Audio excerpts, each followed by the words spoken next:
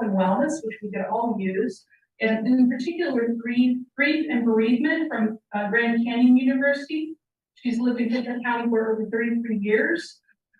She also serves as a board member for Silverdale PB's Adult Association. She works, her specialty areas in obstetrics. She's worked at Tacoma General as an L&D nurse there, as well as St. Michael's in her most recent job. So her specialty area is, again, obstetrics, and we're glad she's here because those are really hard to get for nursing faculty, is those specialty areas. She's actually taught in the AT program, the Veterans LPN and BSN program, and so we're really excited to have her on board as a tenure track faculty member. Welcome, please.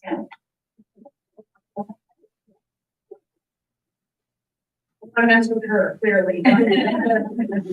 Last but not least is Tamara Dykstra, which I believe she is actually on the Zoom call. She actually has been an adjunct faculty for years for us. Her specialty is pediatrics. Again, a very hard faculty member to recruit is those specialty areas where I'm glad I coerced her finally after years of being adjunct to come on board as full-time faculty. She's also a nurse practitioner in pediatrics. She received her bachelor's from Seattle Pacific University and went on to get her master's at the University of Colorado Health Science Center. She's been a nurse for over 25 years. And one cool thing about her is that when we went online during COVID, nursing, I decided to do a professional development, and she was one of the adjuncts that got her teaching certificate quality matters online certification. So she's certified in online teaching as well. So I'd like to introduce to her wherever she's at virtually. And we are just so excited to have these three new faculty members come on board. They are an amazing, amazing group of people. So thank you. Thank you. Thank you and welcome. Because we're here. Are there any more introductions?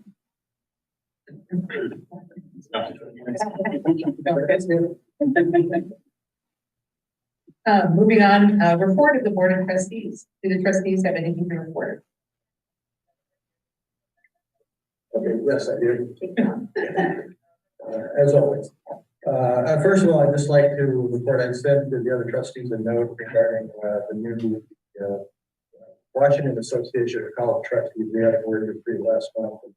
I mean, it was a very exciting meeting. This is a very committed group of new trustees at the state level. And we're able to meet with Paul Francis, the new executive director of the state board, Chris Bailey, who's president of the President's Organization, and Phyllis Gutierrez Kenny, who's the new board chair for the SBC. Anyway, and the outcome of this was some great discussions about the challenges, confronting us, and a resolve to work together. Up till now, the trustees and the presidents, the state board have all kind of worked, independently. There've been some silos here, and I think there's a commitment to start to work together. We have some very formidable challenges that are confronting not just OC, but the entire state system here. And anyway, to get this group together and see the energy and enthusiasm to take these things head on was very encouraging. Then last Tuesday, Paul, who's been on board, I think, just about a month now, gave a recap of the challenges, and I just thought I'd share this with you. First one he said is enrollment. I mean, it's nothing new, but he cited that the state is down 40% over the last 10 years. We have this huge hit, due to COVID, but it was a continuation of a trend that started 10 years ago. The leadership transitions. I don't know if many of you know, but we have, I believe, 15 or 16 of the 34 institutions will have new presidents this year. So there's a massive recruiting efforts going on. And then, as you can imagine, trying to onboard all of these leaders and bring them up to speed is a huge challenge. Third is workforce. It's getting out there, training, and well, actually, bringing workforce students in, but faculty, bringing faculty and staff into these programs. Funding is a huge problem that we're going to talk a lot about. And the one that we talked about that everybody's scratching their head, it's not just Washington State, it's all of higher education. It's convincing a skeptical public of the value of higher education. And, there's a statistic I just ran across recently that Washington State in particular is 46th in the nation in the number of students who graduate high school and go to a higher an institution of higher learning, either 2 years or 4 years, within 12 months. That's an abysmal number. We're at about 53%. The national average is about 63%. And just to see what can be done, Massachusetts is at 80%. So we clearly got a lot of work to do to capture. That's why this running start, is a great program. We've got to get into the high schools and convince these people that it's worth the effort to continue on. Anyway, so as you can tell, I'm very excited about the prospects. I also then wanted to say I was pleased to lead off the college convening last week, and it was just great to see so many people in person. There was so much energy in that room. I know many of you were there, and it's very encouraging. And I'm just hoping that we're able to keep up that energy and that commitment moving forward here, because we do have all these challenges we've got to deal with. And it's going to take all of us to make that happen and make it happen. Thank you. Thank you, Tom. I'm sorry I missed last week. I have work obligations, but I appreciate that the trustees were there, and I like that you brought all this forward. I just have one quick announcement. We'll be looking at moving to all in-person meetings and no more Zooms next month. So we hope to be fully transitioned at that time to going back to everything in person. I just want to echo what Tom just said. I got a chance to hear it before you, Tom, at Trustee Tuesday. So all that was just exciting. And also, the opening days was hands down amazing. We thank you guys. We could not have pulled it off without all of you. So please just know that we are very grateful and we really appreciate it. And also, I got a chance to talk with the ACT State Education Committee, and that was an excellent group of people that's really working on education at state level. So, Tom, you're doing a great job along with your board. So, thank you. Thank you, very good. Adam, communication from the public? Yes, there is communication from the public. First up, we have Sarah Adams-Nolan.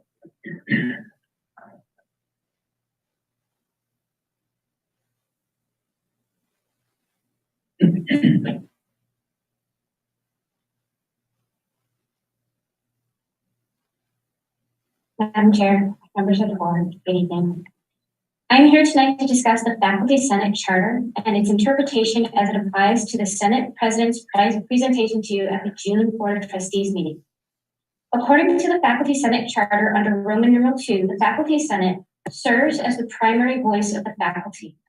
The Charter further states in Roman numeral 7 that the Faculty Senate communicates with the faculty and provides recommendations to the President and may make recommendations to other campus entities.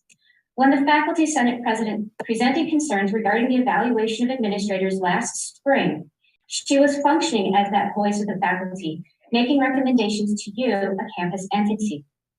The Faculty Senate itself, as its charter defines in its scope, serves to provide a venue for problem solving. The Senate provides in Roman numeral 4 of the charter the communication nexus for campus members to submit concerns for discussion. The Faculty Senate then relays those concerns to appropriate offices. Finally, the charter states the Senate will invite campus members to participate in dialogue on issues as necessary. This is exactly what the Faculty Senate President did. Concerns were discussed regarding the lack of evaluation of administrators. The college president and the board were invited to participate in that discussion, and the concerns were then presented to both the president and the board. Lastly, under Roman numeral 4, the charter states that the Faculty Senate plans and initiates its own agenda around the input and concerns of faculty and feedback and issues from other campus members as appropriate. We set our own agenda based on our concerns. The college president's performance is certainly one of those concerns. In these ways, the Faculty Senate and its president were and are acting in accord with the dictates set out in the charter. While it is true that there are issues that are excluded from Senate, particularly union issues, those issues are clearly delineated in the collective bargaining agreements. The CBA defines building and lunchroom use, hiring procedures, contract days, and compensation, and tenure and post-tenure processes, among many others. However, neither the essential nor related duties enumerated in the contract requires faculty evaluation of administrators. No passage within the CBA directly addresses how the faculty are to provide the college president feedback about performance, leaving Faculty Senate as the logical entity to do so. Regardless, however, of the venue in which the board requires us to have the conversation about the president's evaluation, the conversation has been happening and will continue to happen. Both the president and the board of trustees have been invited into the dialogue in order to share your points of view, your ideas, your suggestions. Barring such participation, faculty and the larger college community will continue to act in order to resolve the situation. In the spirit of shared governance, it would be better to work together. Thank you. Thank you, sir. Further discussion? Pardon? Further discussion? We have up next, Dan Rock.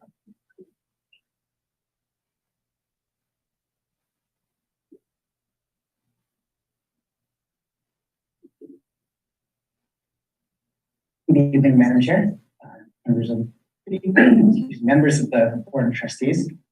My name is Dan Roth. This is the beginning of my 9th year on the physics faculty here at the college. My public comment regards the college's strategic plan. Without a plan, any high-level decisions getting made are piecemeal, uncoordinated, and do not necessarily look beyond immediate needs. We are facing a tight budget and low enrollment. We need a plan to be able to address these issues in a sustainable way. As the leader of the college, it falls to the president to develop a strategic plan. At the all-college convening this year, President Cavalluzzi said he is, and I quote, ecstatic to not have produced a strategic plan. He is ecstatic that he did not deliver on one of his core duties as the president, which has far-reaching consequences across the entire college, especially in the ever-shifting landscape we find ourselves in. A strategic plan may be a living document that changes as different circumstances arise, but it is unacceptable to not even have a starting point. Developing a strategic plan is a collaborative process involving iterations of input and feedback from various groups across campuses, so it takes time to do. It is the president's responsibility to initiate and direct this process, and the president's responsibility to ensure a strategic plan is ultimately produced. After we received a report at the all-college convening on how tight the budget is, President Cavalluzzi announced that he would be hiring an external consultant for the strategic planning process. As the consultant fees are paid, the board must acknowledge the reason for this expense is that your employee, the president of the college, has been unable to deliver a strategic plan. Thank you for your time. Lastly, we have Mr. Mendez.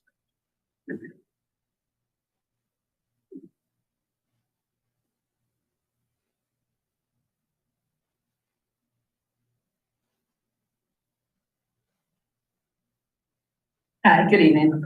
Again, I'm Deb Montez, WPEA staff representative for Illinois College. I'd just like to make an opening statement that with the recent announcement of the rescinding of the Zoom meetings planned at the next one, I'd like to recommend that Olympic College record the Board of Trustees meetings and make them available and accessible on YouTube. For example, like your community partner, Kitsap Regional Library has done. It allows for more inclusion of community members and employees as well who are unable to attend such late evening meetings, even with the current virtual options they have, and they still can attend. For the higher ed contract bargaining update, which I have to give because my two stewards are not able to be here to give the WPEA report, so I have to do it in a comment. I hope I can get it in 3 minutes. After a long and stressful bargaining season, there has been a tentative agreement proposed before the next contract cycle. And members should see emails with the voting information in their personal emails in the next day or so. There will also be Zoom link information for several different scheduled members Q&As regarding the questions regarding the tentative agreement for the contract that's being proposed. If anyone has any questions, we ask that they contact either Margaret Hoden, Nora Downer, or myself. SBELA update. There is significant and growing concern that a new director and a family health advocate has yet to be successfully hired to oversee the SBELA program. We thought we should bring that to the board's attention. The demands to bargain for the union. The facilities reorg. We're still waiting on finalized historical pieces from OFM to finish up this document. It appears to be ready to be implemented, but our hands are tied until OFM makes a move. Telework policy, there's still some issues to be clarified with this policy, and another meeting with OFM will be scheduled soon to clear up the remaining details. The Cedar High MOU with Shelton. The union still has not received the proposed MOU for this academic year. It is now September 20th. Therefore, we are waiting for the college to provide that draft before we can meet with OFM. This demand to bargain was filed on July 26th. And for the record, the union was never notified of the Cedar High MOU at Shelton for the previous academic year at all. It was simply implemented without our knowledge.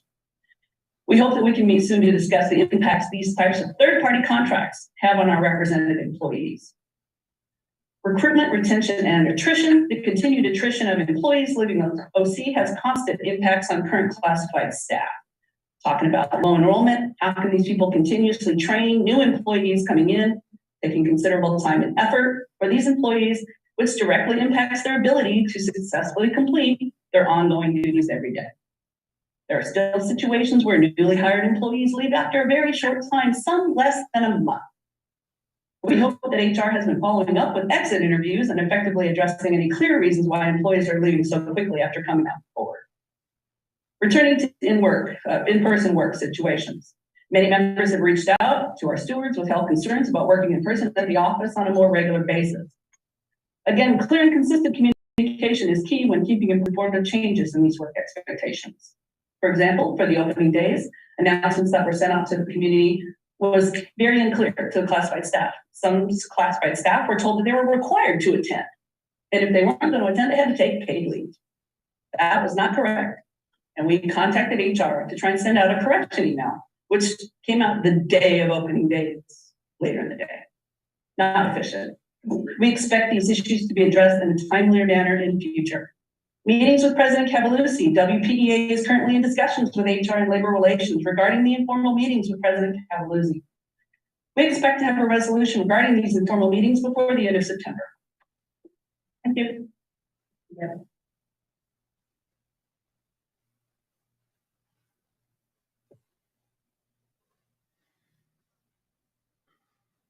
And is there any more communication? That's the last 2 years. Reports to the board, student government of the Olympic College Board report. I'm here, we have SGOC President Brett Hollinger. Any person? Hello, everyone. Can everyone hear me? Yes, thank you. I'm Brett Pollinger. I'm this year's SGOC president. This will be my 3rd quarter at at OC, and I am pursuing an AA in political science. Introduce the rest of my SGOC. My vice president is Toby Agte. The director of finance and operations is Rosie Harper, who should be in attendance there. Director of clubs and student life is Kaya Fletcher. Director of public relations and communications is Derek Kleinricher, and he should be there as well. And our SGOC office assistant is Alex Kopek. So, break down our annual goals for this year. I'm going to start by reading the opening statement. SGOC will work to provide more food options for all students via the coffee shop, food pantry, and food trucks. By reducing the stigma about food insecurities, increasing donations, and spending regarding food sustainability, and creating a better understanding of the food services we provide. We project to see a decrease in hungry students and an overall increase in class performance and retention. With our end of year time frame in mind, we project to have winter quarter drink trucks for the cold weather, food trucks for the spring quarter, and multiple food and or clothing drives throughout the year, starting with one in November. However, these goals are subject to change or expand depending on the completion of our timeline. So our three main annual goals for this year, our first one is housing. So it's kind of broken down in two parts. First would be the residence hall, just overall improve the living circumstances and the upkeep of the residence hall.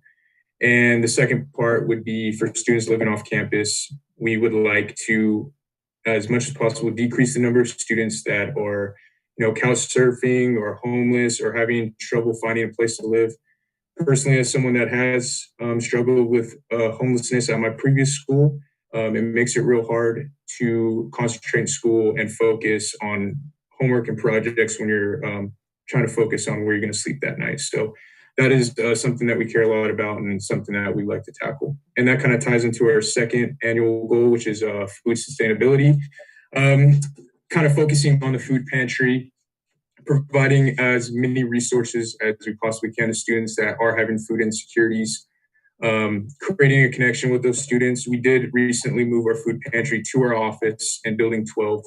So it's easier for us to get to. It's creates more of a bond between us and our fellow students with regards to the food pantry. And we'd like to reduce the stigma around food insecurities and asking for help. And our third annual goal is fostering belonging and wellness. So that's kind of an umbrella term for many things that we'd like to achieve. But one of the primary goals in that third annual goal is to increase the overall belonging and wellness of our LGBTQIA plus students, and just to overall create a more inclusive campus for all people of all walks of life. And some things that we've done recently, like I said, we relocated the food pantry to our office. We are currently looking for senators. During our fall quarter kickoff, we were able to get some signatures, but we are still in the process of finding suitable students to fill those positions. The WSA Summer Leadership Academy, that was held at UW Tacoma, and that was a really great time. I feel like as a team, as a unit, we were able to develop skills and learn more about policy at the state level, and as well as talk and organize with other schools and kind of play ideas off them and things that have worked for them. So it was a really effective and great time.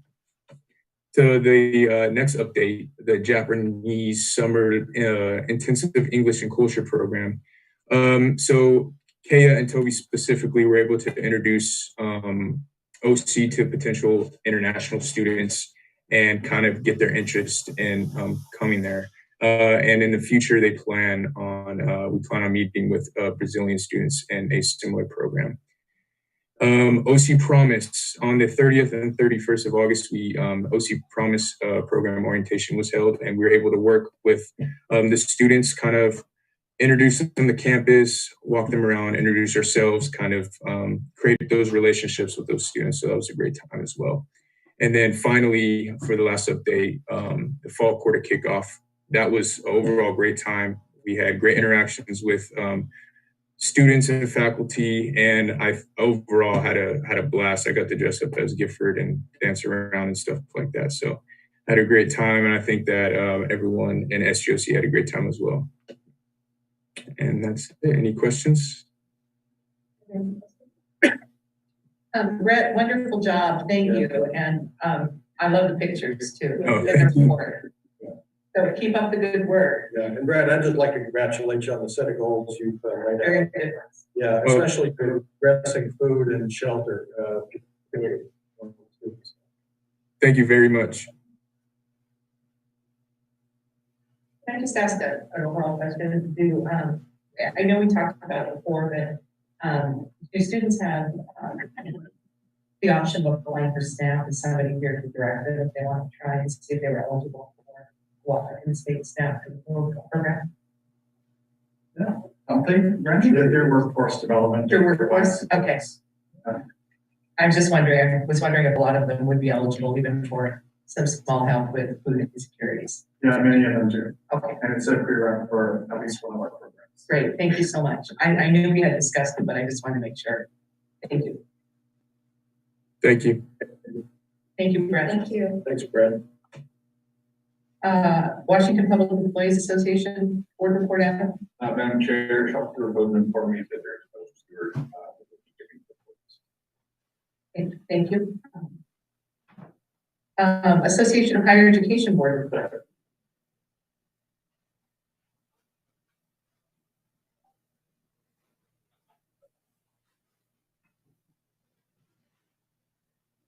Hi. Thank you for giving me the opportunity to speak tonight. Craig apologizes for not being here. He is scheduled to teach evening classes on Tuesdays and Thursdays. So in his place, various AHE representatives will be presenting the AHE report this morning. So first up is me. I am Dr. Emerald Leslie. I'm full-time vocal music faculty here at Olympic College, and I'm the membership chair for AHE. On behalf of AHE, I want to thank all the faculty and employees who are attending in person and on Zoom tonight. To start, it's unclear how our enrollment will land as we're just now starting to drop students for non-payment. However, we've seen some encouraging signs, and faculty have been working with administration to make adjustments to schedules up to the last minute.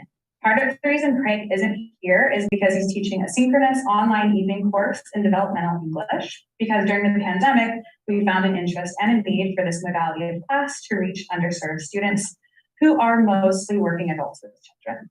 Faculty across the college are working hard to meet students where they are and still deliver quality instruction and a solid education. It has been and continues to be challenging, particularly as we expand our student base and reach new populations. While we understand everyone at OC has had to adapt to a change in how, when, and where they work, faculty have the added obligation to ensure that we continue to provide quality education that meets the needs of our students and the community. When faculty change our work, we must consider the impact on every student. We hope you fully grasp just how difficult that has been and continues to be. On another note, with the impending lifting of the governor's proclamations and emergency orders, it's unclear where the public sector and CTCs will stand with required vaccinations for employees. We want to make sure that you're aware that there is a chance the state will leave it up to individual colleges to make that call. And that's just a conversation we'll need to have, as any decision will impact work conditions for all employees. We also want to make sure the faculty union is very clear about where we stand on the ongoing lack of evaluation and accountability for our administrators. We as faculty didn't get the option to just provide our own evaluations or skip evaluations by our students during the pandemic. But it seems as though the board has decided that it's okay for our administrators to do just that. I myself am beginning my 5th year teaching at OC, and I have not once had the opportunity to provide any input on my supervisors. And it's just not acceptable. As a union, we're discussing our options. The union has been asking for 2 years to have this problem addressed, and at this point, there's nothing to indicate that any progress has been made. Finally, AHE leadership has read the president's board report, and it leaves us wondering if OC really has the leadership to move us forward. While the pandemic challenged us as an institution, we adapted on the fly, literally changing the way we operated within weeks in spring 2020. That change happened on the ground with faculty and staff in real time. But it worries us that while we were working to keep the institution afloat, a clear course wasn't being set by our leadership for post-pandemic. Some questions are like, why couldn't we continue developing a strategic plan over the past 2 years? Many of the programs in allied health suggested in the president's report were talked about years ago and will still take years to develop before implementation. And we've been seeing massive increases in certifications by entities like Google and Amazon, which puts even more pressure on community college programs. But as we exit the pandemic, we're still asking so many questions, as indicated in the president's report. The faculty union is and has been here to engage because ultimately it's the quality of education provided by the faculty that's the value proposition of the college. We just need a direction to heed and leadership to get us there. Of course, we aren't presenting all of this to be confrontational, never. But without other avenues for us to give feedback to you, we have to present them here. Of course, as always, our classroom doors are always open. Just let us know if you'd like to visit. And for me personally, absolutely, if any of you ever want to come to one of my classes, let me know. I would be happy to have you there. And of course, we're doing a lot more music performances. So Please feel free to come. Thank you so much. Great, thank you. Thank you.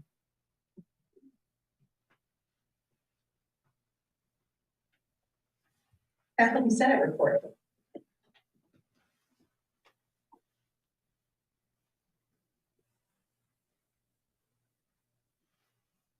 Hello, I recently started going back to the gym, so I apologize if I seem rather stiff.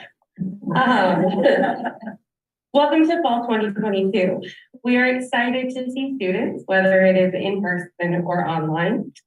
The Faculty Senate would like to take this opportunity to thank everyone who worked so hard over the last couple of weeks to get the college ready for the start of the quarter. So thank you to all the advisors and navigators for helping students pick their classes, to registration in the Welcome Center for getting students into our classes, to facilities for making sure that everything was clean and the grounds were taken care of, to security for keeping us safe and opening doors when we forget how to use our key cards because we haven't been into a classroom in 2 years. I was sure there was a code. You definitely swiped twice. There's not. Thank you to IT for getting all the computers ready to go, to the Center for Learning Innovation for helping with class prep and Canvas issues, because there always is a Canvas issue. And to the division office staff for answering the hundreds of random questions that they get about everything from where is my yoga class to which calculator do I need for my math class. We appreciate all the work that people have done all across campus to make this academic year possible. We would also like to especially thank the people in payroll and everyone who works on faculty contracts for doing and redoing our contracts over the summer because of changes in the CBA. And I couldn't find a polite way to say this, so just like the fact that CTC Link exists. So thank you all for the work that you do to ensure that we are paid correctly. We appreciate that work.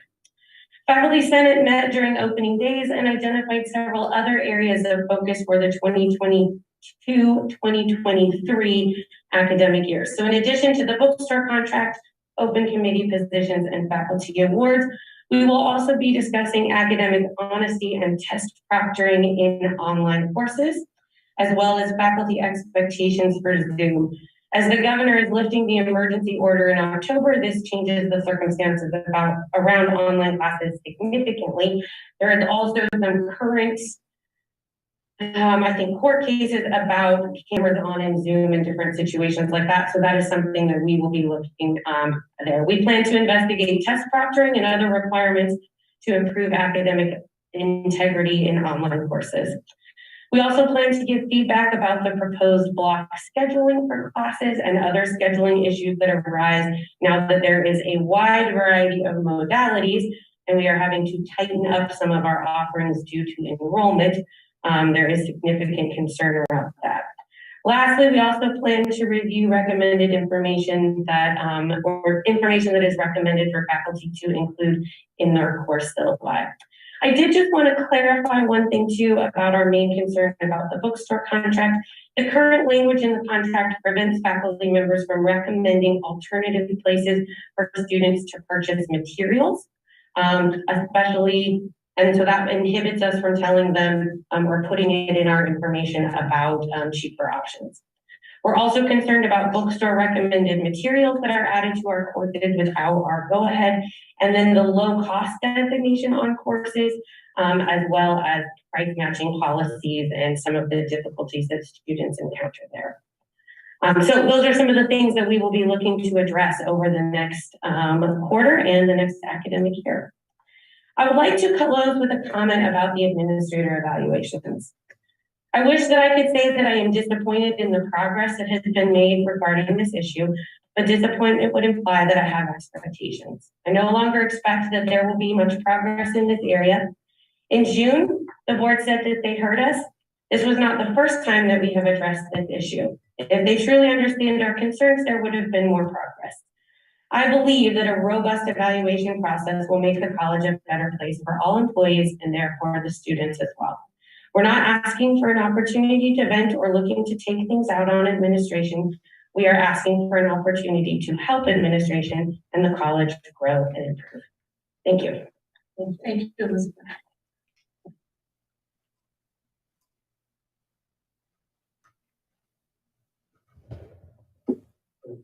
Comments? Yeah, Elizabeth, last time, you listed, fewer goals, you added something to the list.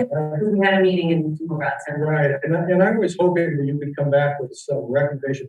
I can't, it's very frustrating to recognize the challenges facing this college with enrollment and with financing and that list that I read off earlier. And yet nobody's talking about any of that. You're talking about doing reviews, or I'll call this all arranging deck chairs on the Titanic. When are you going to get serious about saying that? What are we going to do to save this college? Because I'll tell you, in a year from now, if we don't make significant progress on that 1,000 students that I mentioned, bring them back, there's going to be a lot fewer people around here. And that's the reality of it. So, I respect what you're saying, but I sure wish people would get focused and start growing with the folks that are trying to make some changes here. Don't advance some positive ideas. Thank you, Tom. Mark, you do that too. Absolutely. Good. And we're on that point, the comment about strategic planning. The board is the one that drove the hiring of a facilitator for strategic planning. I don't know how many of you have been through strategic planning sessions. I've been through many. We've been through a lot here. Oh, good. Yeah. The good, then you'll know the good ones are they're most effective when there's an outside facilitator who can come in and gather the different voices and consolidate them. You can roll your eyes, but it's absolutely true.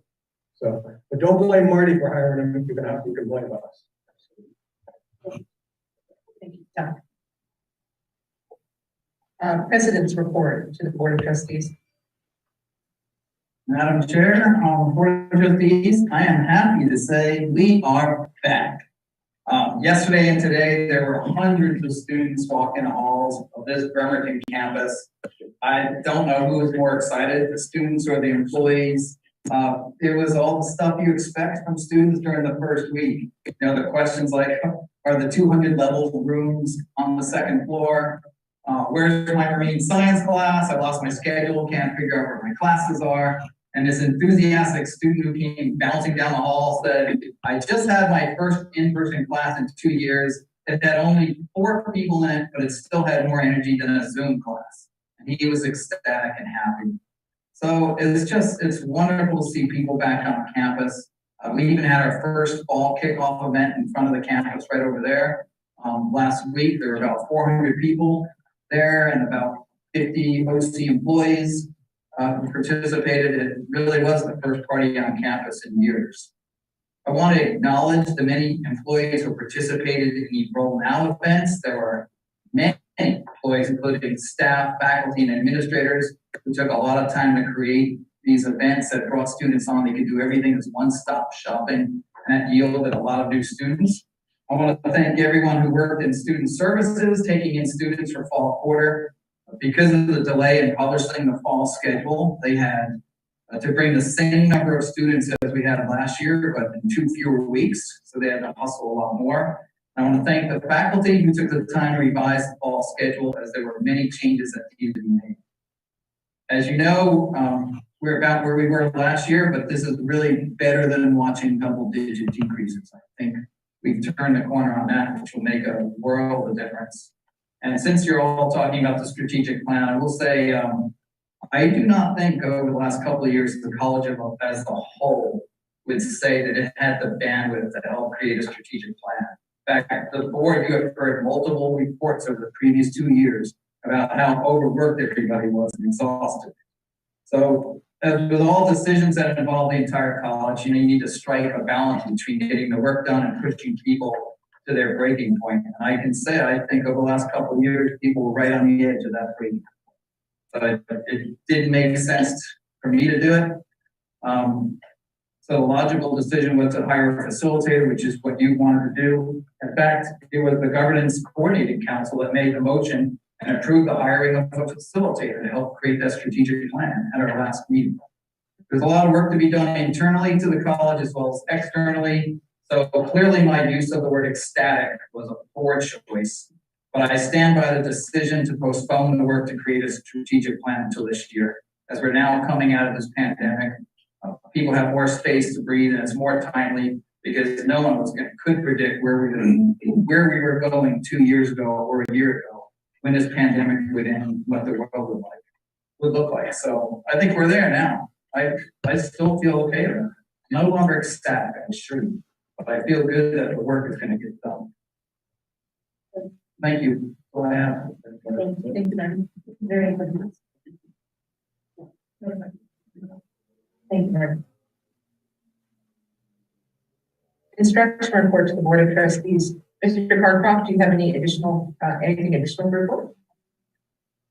Yes, thank you, Chair Valerie, Board of Trustees. Great to see you all this evening. I suppose I just want to echo that it's exciting to be here in fall 2022 and to be starting a new academic year. I'm very optimistic about Untitled College and what we're going to do this year. And I say that as someone who plans to work with our college administration, with our faculty, classified staff, work through shared governance. I really see a bright future for Olympic College. And I feel like our mission will drive this college forward. I was telling my executive assistant, Melissa Rodriguez, today, as we were talking, this is where it's at. Community colleges is where it's at. I'm convinced that most, if not all of our employees at this college, whether they're administrators, faculty, staff, we believe in this mission. And I can tell you for me, this is right where I want to be. You know, we have a crucial role to play in our community and our region. I'm excited to participate. So I just wanted to note that at the outset. The transition, I'd just like to say that one of our employees who has been in the center of that mission for many years is Dr. Teresa McDermott, who's our Associate Dean for Transitional Studies and Career Center. And I wanted to acknowledge a special honor that she received. So on September 10th, several of us had the opportunity, Teresa herself, Marty, Amy Hatfield, Elaine Williams, Bryant, others had the chance to, and Trevor, I should say, who organized a table for us at the NAACP Freedom event. We had the chance to celebrate Dr. McDermott as she was honored at that event for her work in this community, her work at this college. The theme of the event was Black Women Are Supreme. And it was a joy to see Dr. McDermott honored at this event. Just a couple of things about her. The one thing I want to say I didn't write it down, but was shared at this event, was a former student stood up who is quite well known in our community, a successful person, and he credited Teresa as one of 2 people who contributed to his success and his path to where he is at today. And that's when I was talking about this community college mission, it comes down to those relationships like that. I know we have faculty that play those roles all the time. With students, I credit my faculty, my teachers when I was a student, as an undergraduate and graduate. And so Dean McDermott, Associate Dean McDermott has played that role for this college for many, many years. Has worked in this community, founded the Kids That Chronicle, which I understand has covered the topics that are relevant to communities of color that may not have been covered by mainstream news. Has volunteered on numerous boards and professional organizations with YMCA, Kids at Regional Library, Central Kids at Fire and Rescue, Citizens Advisory Committee, Black Historical Society, and the NAACP itself. And so I wanted to acknowledge her achievement, being honored with this, and just say thank you. So I hope we can give her a round of applause.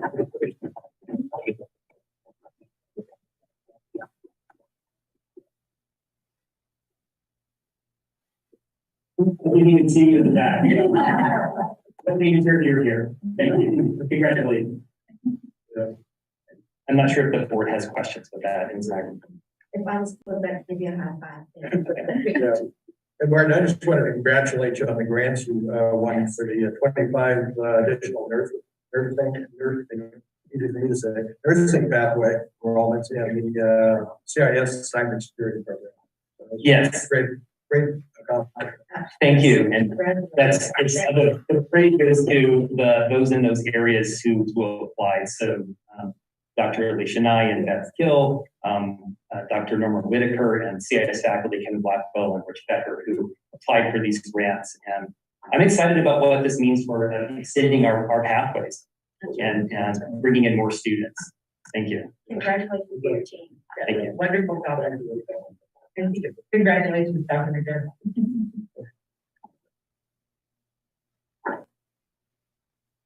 Student Services report to the Board of Trustees. Dr. Toggett, do you have anything additional to report? I do. I just wanted to give a quick update on our enrollment numbers as of this morning. So some good news, our head count is up 0.8%, which actually only represents about a couple hundred students from last year. All FTE, which includes contracts or international running start, for example, is up 0.1%. But state FTE is down 2.57%. We also, though, have drops. We tend to do drops within the first few days of classes. We would have done it today.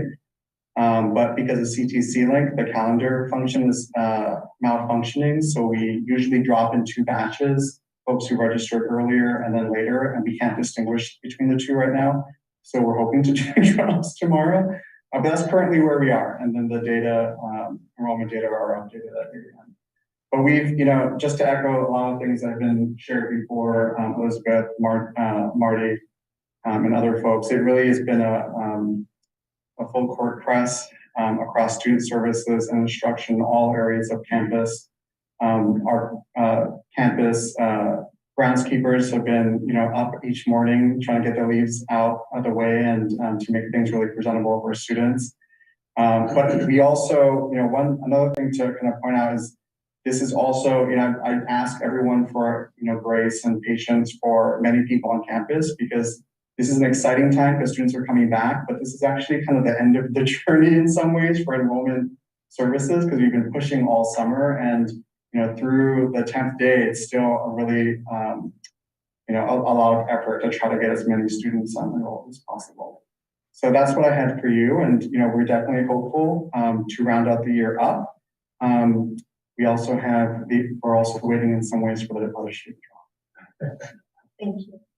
Let's celebrate the victory, right? That's right. That's right. Are there any questions? Thanks, Brett. Thank you, Brett. Administrative Services Board, report to the board. Excuse me, I can't talk either. Mr. Ellison.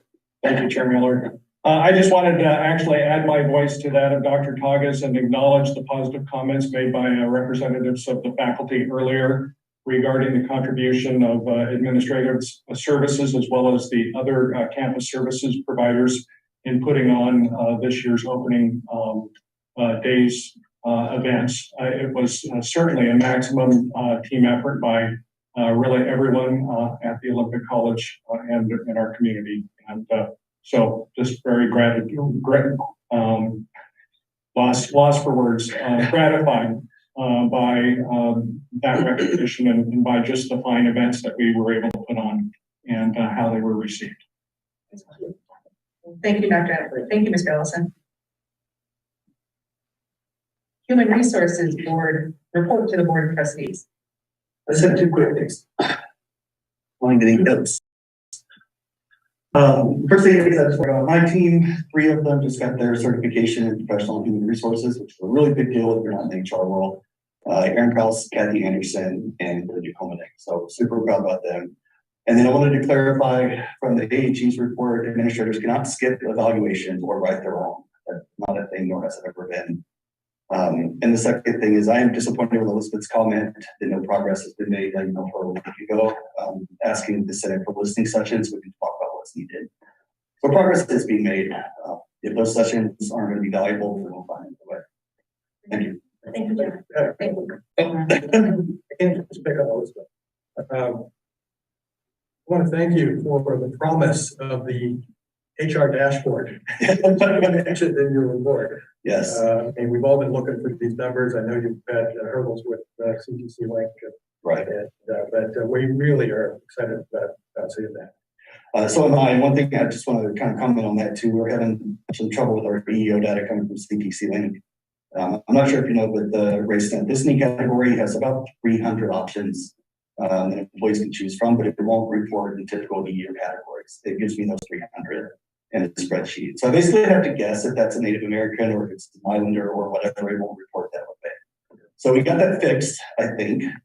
So I should be able to report on that next month. And lastly, I wanted to thank you for the invitation to come and talk to the payroll department. I had a chance to come in and sit down and get a better understanding of the Herculean effort they go through every, 2 weeks to get payroll out the door due to all the issues with CTC Link. I want to say that I did take that. I had a conversation with Paul Francis, the new executive director of the board. He was hearing me, and I told him he's going to hear a whole lot more. This is better all the time. But, this isn't just our issue. It's now in all the institutions. Right? Finished implementation, and so it's an issue that needs to be addressed. It's really a drain on the system. It's going to hold us back on so many fronts. So anyway, we're fighting it out. Yeah, they were there when I left to come to this meeting, so running their payrolls for this pay cycle. Yeah, well, thank you. Thank them. Absolutely. Thank you, Josh. Thank you. Thank you, Josh. Thank you to your team. Communications, web services, and marketing report to the Board of Trustees. Hi, Sean. Good evening, Chair Miller and members of the board. I have nothing additional to add. Are there any questions? No. How did the sneak preview go at the website? The sneak preview of the website was fun. Kevin Blackwell was here, speaking of cybersecurity, and he's played a major hand in educating this community in computer information systems for many years. So it's always fun to talk shop with him. And one of our employees, Adam Zeck, he is a coding wizard and a product of our very own program. He's helped out with it in some ways in terms of some of the data integrations that we're doing. So it was really fun. It's exciting to share the progress on this project. We're trending towards an October 19th launch. That launch date has been somewhat fluid because this is a very comprehensive project that we're taking on. In addition to redesigning the web pages, we've conducted photo shoots with Olympic College students and employees. We've done how-to step-by-step videos for common enrollment processes. We are undoing decades of content. We are taking inaccessible PDF documents and redoing them as HTML web pages. So we're in the home stretch. And I think I'm excited to deliver this project for the college, our prospective students and the community, because I think it will be a source of pride and a rallying point for the college. This website reaches 3.5 million people per year, and it's an entry point and an initial contact with the college for many of our prospective students. And I hope that it will be viewed as a resource that they find value in and helps them in their journey here at Woodley College. Great. Thank you. Sean.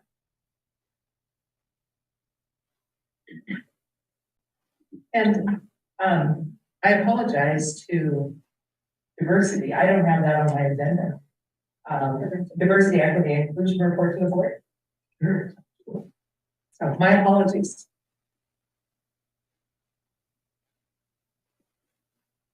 Hello, Cheryl, Chair Miller and members of the board. So as I mentioned earlier, I kind of have two main goals as I enter this interim position. So the first main goal is developing or collaborating on a DEI strategic plan, and also sharing last year's climate assessment survey. So using that data, sharing it with our campus community partners, and developing steps forward. And that's the report. Thank you so much. Great, thanks.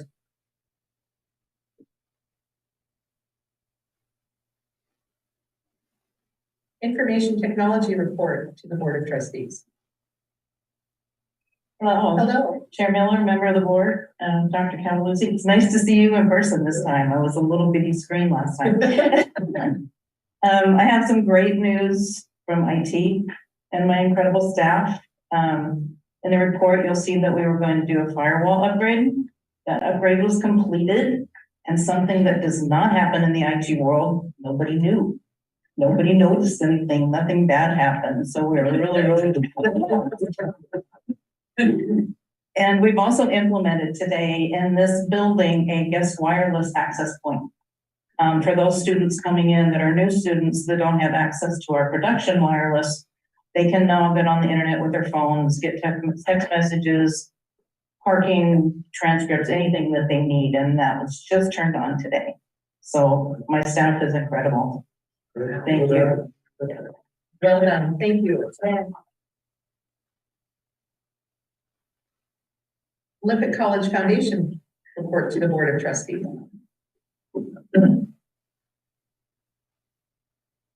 Hi, Trevor. Trustees, Chair Miller, Dr. Cataluzzi. So, like everybody else, it's been kind of a pretty exciting couple of weeks with being back on campus, seeing everybody. I'm very pleased to report that we just completed a second round of scholarships. But also in the last week, I was able to help several students actually apply for some of the emergency funding that we have. And I did that in person. I had one student come to my office day before yesterday. He had called me on the phone with an advisor, and then I was walking over to the student center and I ran into him, and he told me that he didn't have a computer. So I said, well, come to my office and let's fill out the application and let's get it done. And so just, that's why I came to the college, to work with people. And, you know, as you all know, 2 years is pretty painful. I didn't submit a written report to the board today because I've been crazy busy with planning for the community luncheon. I've been working on table captains, invites, advertising with the Kitsap Sun, the coffee hour, to just name a few, as well as my staff has been very busy with that as well. I just received an amazing presentation from Rachel Mullins-Bainey on the OC Promise and changes that are going to potentially be made to the OC Promise that will be presented to the executive committee of the board tomorrow for the foundation, the executive committee of board for the foundation, so that everybody's clear on that.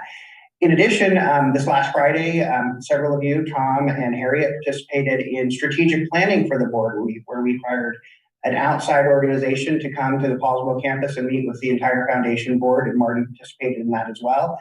And I believe we made some amazing progress in that regard in terms of really clarifying our direction for the foundation. And so, you know, more to come on that, and I'm really excited to see what the report is on that.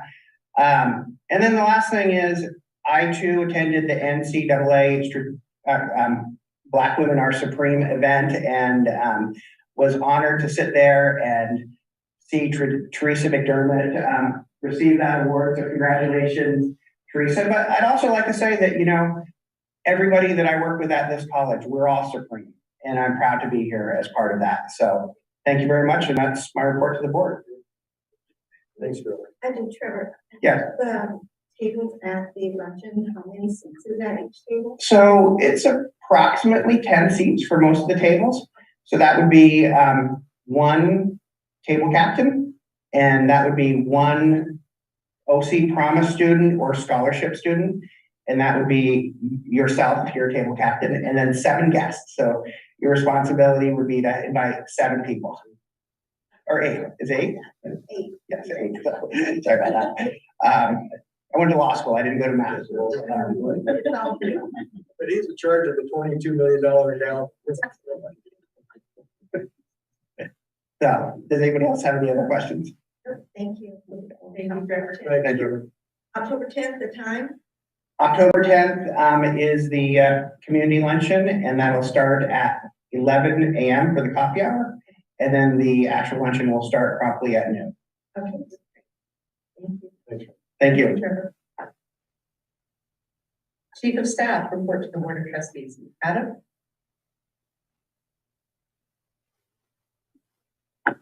Madam Chair, Board of Trustees, I just really want to echo everyone's comments today about how hard student services has been working these last couple of months really to get our enrollment numbers stabilized. I had the opportunity to go staff the welcome back booths first day of class. It was 9 a.m.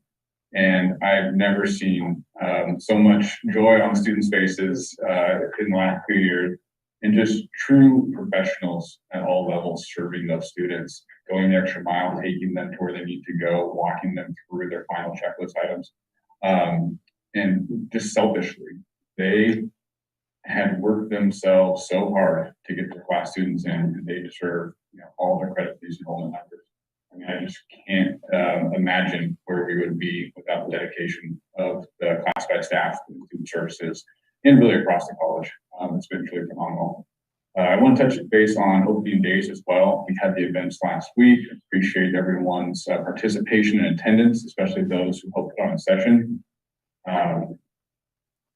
COVID-19, you've heard recently that the governor has announced his intentions to end the state of emergency and all remaining proclamations by October 31st. We are still waiting on more information from the state board and the governor's office on what the post-pandemic world is going to look like. And we're prepared to work with our internal constituents to make sure that going forward we're operating in a safe, healthy manner. So other than that, I'm open to any questions. Thank you, Adam. Thank you, Adam. Before we move on to our consent agenda, I would like to take a moment to announce a slight change to our monthly reporting expectations from the administration. As discussed at our retreat in August, the board would like to move to quarterly reports from each administrative area, as opposed to the monthly reports currently produced. We have instructed Adam to set the schedule for these reports, so please work with him on who will be reporting at the October meeting. Thank you. Consent items. Approval of the draft minutes for the August 15th, 2022 Special Board of Trustees meeting. Do I have a motion? So moved. I'll second. A motion has been made and seconded to approve the draft minutes of the August 16th, 2022 regular Board of Trustees meeting as presented. All in favor? Aye. Any opposed? Abstaining? Motion carries. Approval of the draft minutes for the August 16th, 2022 regular Board of Trustees meeting. Do we have a motion? I'll move. Second. A motion has been moved and seconded to approve the draft minutes of the August 16th, 2022 regular Board of Trustees meeting as presented. All in favor? Aye. Any opposed? Abstaining? Motion carries. Information and action items. Our first information item is the yearly events calendar, September 2022. Adam? Madam Chair, Board of Trustees, there's just a couple things I'd like to highlight from your events calendar. First and foremost, Vice Chair Acton, I've added the Faculty Senate meetings on there for you. Also, for those who are attending the ACCT Leadership Congress meetings at the end of October, your packets will be coming out shortly with all your arrangements. Any questions on the events coming up? Is there a chief of the dream? Yes, the college is evaluating the team that we would be able to send to that conference. Typically, it's held in February. More information will be coming out on that. I'd like to point out one additional thing that's not included on the calendar. It's just a reminder that the board evaluation are due, so to be discussed at next month's meeting.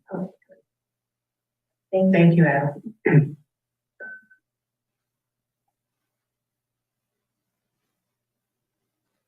The second information item is the budget update, month ending June 2022. Thank you, Chair Miller. Members of the Board of Trustees, presented in your board packets is the budget update for the month ending June 2022. If you'll turn to the statement of the college's statement of operations, I'll walk you through some of the highlights from that. The state allocations are down approximately $300,000 as a result lower billings for legislative provisos and earmarks. Tuition revenue received exceeded the budget by $600,000. Running start revenue also exceeded the budget by $1.2 million. Overall, there was $180,000 less in revenue as compared to last year's results.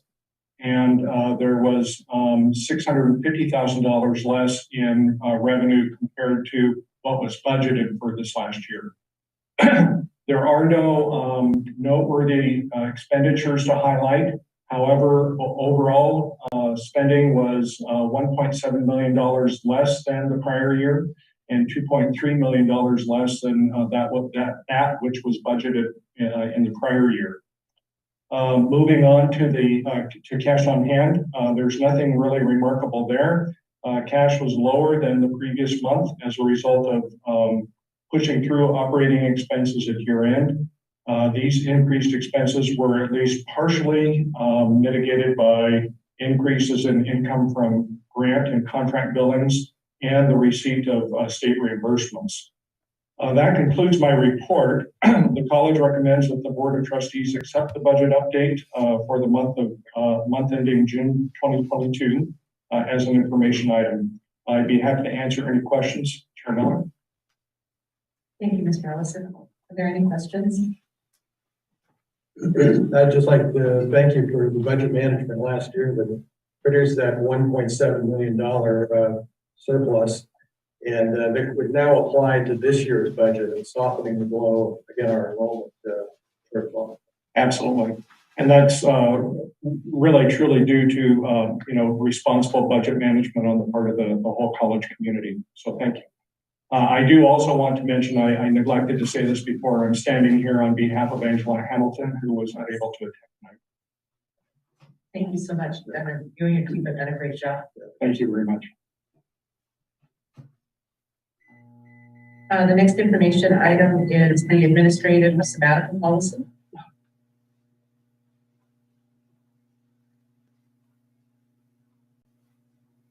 Okay, so we provided a copy of the draft policy and the request form in its draft version. The same FCW that grants sabbatical for faculty member also grants sabbatical for administrative personnel. Many of our sister colleges in the system also have a similar program. So this would allow us to create one here at OC. So today it's just for reading, right? Adam? Yeah. So if there's any questions, I'm happy to answer. So this is a new program here at OC? For OC, yes. For OC. Right. And so, well, why now? So we're reviewing a lot of our personnel policies in HR. This is one of those that came up. We've looked at administrator salaries. Now we're looking at employment conditions for administrators, and this is one of the ones that we took on first. So I expect to be presenting quite a few coming up. Okay. Forewarned. Okay. Right. So I mean, have you had requests in the past? There's been things that's talked about. A lot of administration kind of feels ignored to some degree. The faculty have their unions, specified have theirs, administrators have nothing. So I've spent a lot of time talking with them about what could attract or retain administrative talent. And one of the things is some of these fringe benefits. And so this is our first step in that direction. Could you give me an example of what some of you might qualify for something like this? One of the things I was thinking about, we've been trying to create a Supervisor Academy for some time. The person that's in charge of that right now is my Labor and Employee Relations Manager, who's quite busy. So it'd be nice to be able to give 30, 60 days for them to go out and research what's the best way to train new supervisors, create, develop that program, and really focus on that work. So that would be one way that I could see, at least that would be my recommendation. Additionally, it can go up to 90 days. That could be a quarter's worth of classes with professional development for administrators to bring back. So those are the types of opportunities I see that would really qualify. So this would really play into our emphasis on innovation here, trying to get some new things going. Free up some time to do that. It's great. Thank you for doing this. Thank you, Josh. Thank you.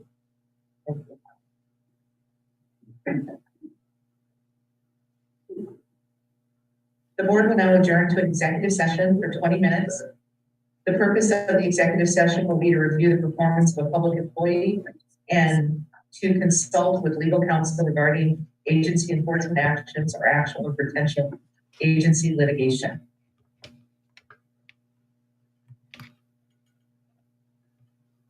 Board of Trustees will adjourn their executive session in the room right next door to March.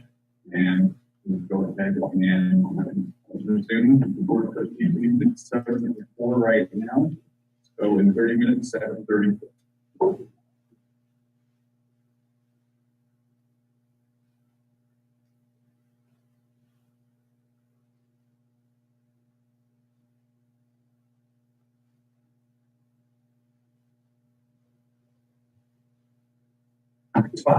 Yeah.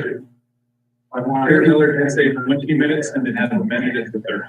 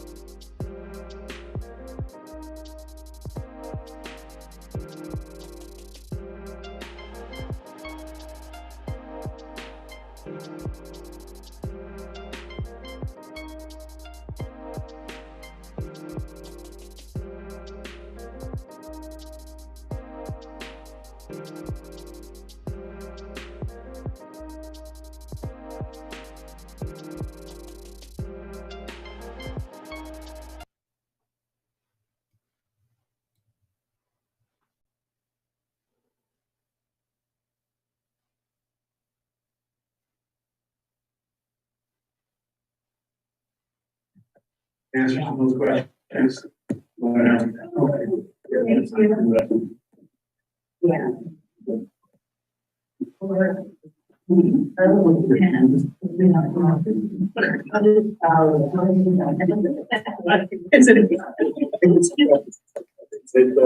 He reminds me of my ex when they were that age.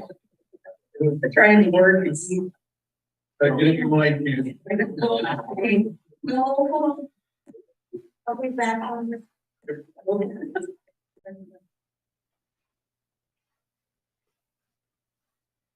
Is there anything else for the good of the order?